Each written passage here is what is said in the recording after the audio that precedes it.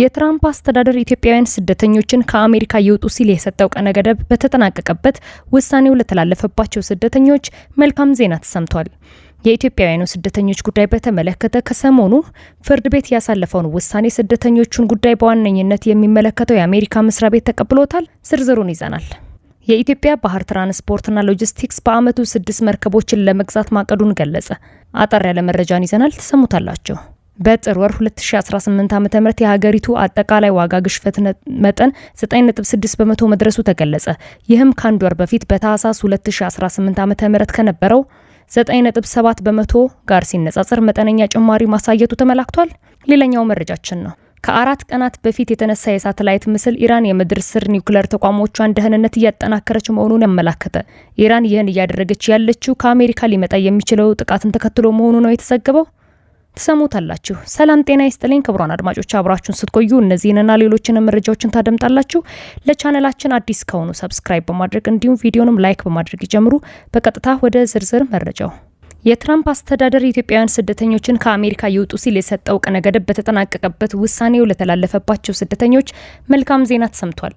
የኢትዮጵያውያን ስደተኞች ጉዳይ በተመለከተ ከሰሞኑ ፍርድ ቤት ያሳለፈውን ውሳኔ የስደተኞችን ጉዳይ በዋነኝነት የሚመለከተው የአሜሪካው መስሪያ ቤት ተቀብሎታል። የፕሬዝዳንት ዶናልድ ትራምፕ አስተዳደር ባለፈው ታህሳስ ወር ላይ በሀገሪቱ ለሚገኙ ኢትዮጵያውያን ተሰጥቶ የነበረውን ጊዜያዊ የሕግ ከለላ ማንሳቱ ይታወሳል። የጥገኝነት መብት የሌላቸው ኢትዮጵያውያን ከአሜሪካ እንዳይባረሩ እንዲሁም የመስሪያ ፈቃድ እንዲያገኙ አስችሎ የነበረው ይህ አሰራር የተዘረጋው ከ3 ዓመት በፊት በ2015 ዓመተ ምህረት ነበር። የዚህ ህጋዊ ከለላ ቆይታ ጊዜ እንዲያበቃ መደረጉን ተከትሎ የዚህ ስራ ተጠቃሚ የነበሩ ኢትዮጵያውያን በ60 ቀናት ውስጥ አገሪቱን ለቀው እንዲወጡ ታዘው ነበር። ስደተኞቹ ትናንት ፌብሩዋሪ 13 የተሰጣቸው ቀነ ገደብ የተጠናቀቀ ቢሆንም ከሳምንት በፊት ጉዳዩ ወደ ፍርድ ቤት ከተመራ በኋላ የትራምፕ አስተዳደር ውሳኔው እንዲታገድ መወሰኑ ይታወሳል። አሁን ላይ ይህ ውሳኔ USCIS ተቀባይነት ማግኘቱ ነው የተገለጸው። ዩናይትድ ስቴትስ ሲቲዝንሺፕ እና ኢሚግሬሽን ሰርቪስ ይፋ ባደረገው መረጃ የኢትዮጵያን ከለላ ቀነ ገደብ ቢጠናቀቅም ከሳምንት በፊት በፍርድ ቤት በተላለፈው ውሳኔ መሰረት እንዲቆዩ መፍቀዱ ተመላክቷል። በቦስተን ፌዴራል ዲስትሪክት ፍርድ ቤት የፕሬዝዳንት ዶናልድ ትራምፕ አስተዳደር ለኢትዮጵያውያን ተሰጥቶ የነበረውን የጊዜያዊ የህግ ከለላ ወይም TPS ለማቋረጥ የነበረውን እቅድ ለጊዜው እንዲቆም ማዘዙ ይታወቃል። ይህ ውሳኔ ከሳምንት በፊት የተላለፈ ሲሆን የሀገር ውስጥ ደህንነት ሚኒስቴር DHS ከለላውን ለማቋረጥ የሰጠው ፌብሩዋሪ 13 የመጨረሻው ቀን ከመድረሱ በፊት የተላለፈ ነው።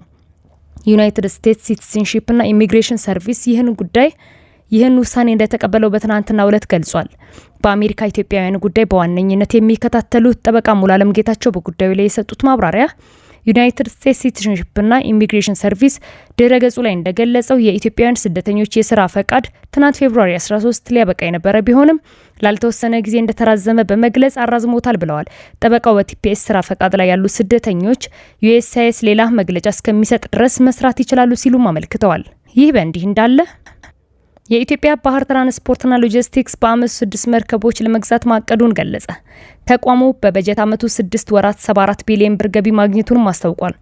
ኢትዮጵያ ባህር ትራንስፖርትና ሎጂስቲክስ በተያዘ የ2018 በጀት አመት የ6 መርከቦች ግዢ ለመፈጸም የሚያስችል 50 በመቶ ብድር ከኢትዮጵያ ንግድ ባንክ ለማግኘት መስማማቱን የሪፖርተር ዘገባ አመላክቷል። ይህ ባትሉ ይህን የገለጸው የISO 901 2015 የጥራት ስራ አመራር ትግበራ ይፋ ማድረጊያና እውቅና መርሃ ግብር ባከናወነበት ወቅት ነው።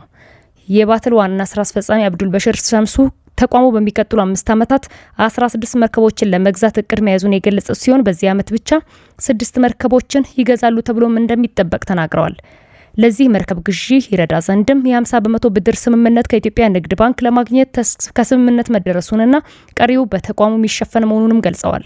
ተቋሙ ከሚከራያቸው በተጨማሪ 10 አገልግሎት እየሰጡ የሚገኙ መርከቦች እንዳሉት ጠቅሷል። ይህ ባትሎ በበጀት አመቱ 6 ወራት 74 ቢሊዮን ብር ገቢ ማግኘቱንም ገልጿል።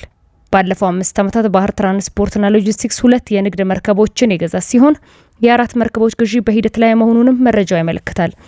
የመጫን አቅማቸው 62000 ቶን የሆኑ የ2 ደረቅ ጭነት ግዢ በ2005 መፈጸሙ ይታወቃል። የመርከብ ድርጅቱ በአሁኑ ጊዜ በጠቅላላው 10 መርከቦች እንዳሉት ይታወቃል።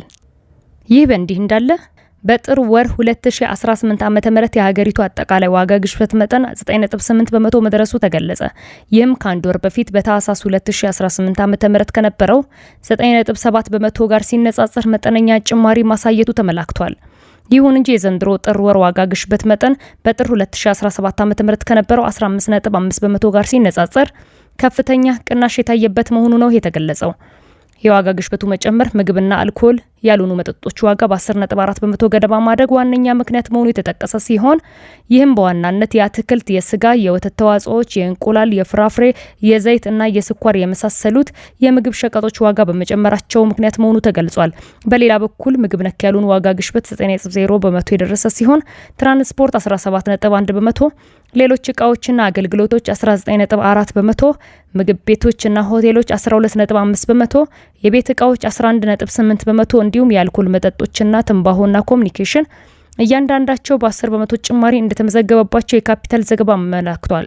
ይህ በእንዲህ እንዳለ በ4 ቀናት በፊት የተነሳ ሳተላይት ምስል ኢራን የምድር ስር ኒውክሌር ተቋሞቿን ደህንነት እያጠናከረች መሆኑን አመላከተ። ኢራን ይህን እያደረገች ያለችው ከአሜሪካ ሊመጣ የሚችሉ ጥቃትን ተከትሎ መሆኑ ነው የተዘገበው። ከዘነኛው ኒውክሌር ተቋምና ከተቋሙ 2 ኪሎ ሜትር ርቀት በሚገኝ ተራራ ስር ባለው የኒውክሌር ማበልጸጊያ ተቋማት ላይ አዳዲስ ደህንነት ግንባታዎች መካሄዳቸውን የሳተላይት መረጃዎች ጠቁመዋል። ኢራን አሁን ላይ በኒውክሌር ተቋሞቿ ውስጥ ምን እየሰራች ነው ሚለው እንዳይታወቅ አዳዲስ የኮንክሪት ጣራዎችን ገንብታለች። በሳተላይት ምስሎቹ የኒውክሌር ተቋማቱን ሰርስሮ ከሚገባ ፈንጅ ለመከላከል ከፍተኛ ግንባታ እየተከናወነ መሆኑን የቢቢሲ ዘገባ አመላክቷል። ወታደራዊ ባለሙያዎች የኒውክሌር ተቋማቱ ስራ ላይ ስለመሆናቸው ምንም ማስረጃ አለመኖሩን ገልጸው ምናልባትም ለሚመጣ ጥቃት በሚል ኢራን እየተዘጋጀች መሆኑን ነው የገመቱት። ግንባታው ጸረ ድሮን ከለላ እንዳለው ተመላክቷል። የኢራን እስራኤል 12 ቀን ጦርነትን ተከትሎ አሜሪካ በኢራን ከ3 በላይ ኒውክሌር ተቋማት ላይ ድብደባ ማድረሷ ይታወሳል። የትራምፕ አስተዳደር በድብደባው የኢራን ኒውክሌር ተቋምና ላይመለስ ማውደሙን የሚገልጽ ሲሆን የኢራን ይህን ታስተባበላለች። ኢራን ከአሜሪካ ጥቃት መልስ ውድመቱን በማጽዳት የኒውክሌር ፕሮግራሟን መልሳ መገንባቷ ይነገራል። የዓለም አቀፍ አቶሚክ ኒውክሌር ተቆጣጣሪ ኤጀንሲ ራፋል ግሮሲ ኢራን አሁንም ድረስ 400 ኪሎ ግራም የበለጸገ ዩራኒየም ከምድር ስር ባሉ ተቋሞች ውስጥ ማከማቸቷን ይገልጻሉ። በጉዳዩ ተንታኞች ፕሮፌሰር ሱናሎጂ ኢራን አሁን ላይ ከአሜሪካና እስራኤል ለሚመጣ ጥቃት እየተዘጋጀች ነው ብለው ለቢቢሲ ገልጸዋል። አሜሪካ ከሰሞኑ ሁለተኛውን ግዙፍ ጦር መርከብ ወደ መካከለኛው ምስራቅ መላኳ ተሰምቷል። ትራምፕ አርማዳ ሲሉ የጠሩት 9 ጦር መርከቦችና አንድ ሰርጓጅ መርከብ ስብስብ ወደ ኢራን ከቦ ይገኛል። ትራምፕ ለኢራን ያቀረቡት ሁለት አማራጭ ቴሄራን የኒውክሌርና ባሊስቲክ ሚሳይል ፕሮግራሞችን እንድታቆም ካልሆነ ለጥቃት እንድትዘጋጅ የሚል ነው። ኢራን ፍትሐዊ የሆነ ድርድር ለማድረግ ፈቃደኛ መሆኗን የገለጸች ሲሆን ሆኖም በባሊስቲክ ሚሳይል ፕሮግራሟ ላይ እንደማትደራደር ለጦርነት ዝግጁ መሆኗን በግልጽ አሳውቃለች። ኢራንና አሜሪካ በወሩ በኦማን ንግግር ያደረጉት ሲሆን ቀጣይ አንድ ንግግር እንደሚኖራቸውም አቅደዋል። ክቡራን አድማጮች ለሳቱ ያጠናቀርኩላችሁ መረጃ ይህን ይመስል ነበር። ከጥቂት ሰዓታት በኋላ በሌሎች መደመጥ ካለባቸው መረጃዎች ጋር እንደገና የምመለስ ይሆናል። እስከዚያው መልካም ቆይታ።